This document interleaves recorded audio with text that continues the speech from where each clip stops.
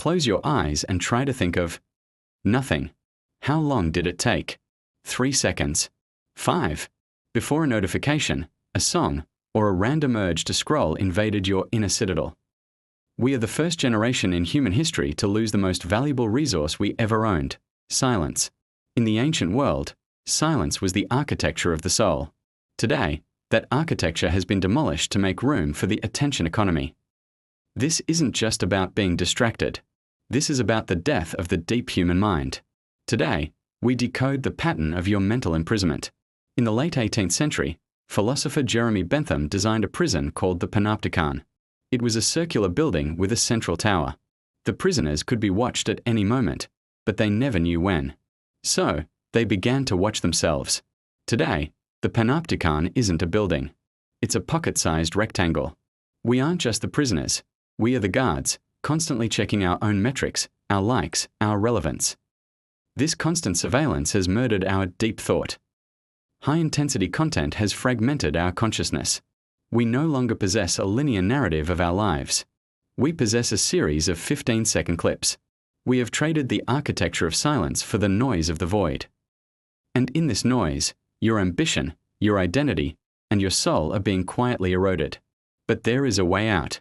2,000 years ago, the Roman Emperor Marcus Aurelius sat in a war tent, surrounded by chaos, plague, and betrayal. He didn't seek a distraction.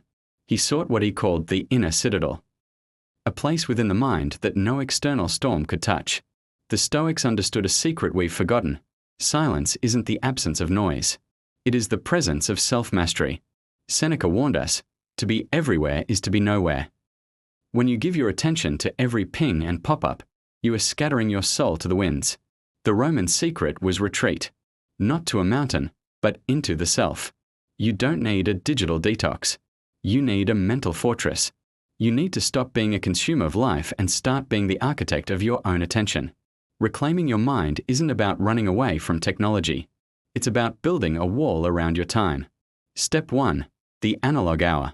For the first 60 minutes of your day, the digital world does not exist. No emails, no news, no dopamine loops. Just you and the silence. Step 2. Selective boredom. Practice being bored. Sit for 10 minutes with nothing but a window. Let your mind wander until it finds its way back to focus. When you starve the distraction, you feed the genius. Silence is the soil in which original ideas grow. Without it, you are just a mirror reflecting someone else's content.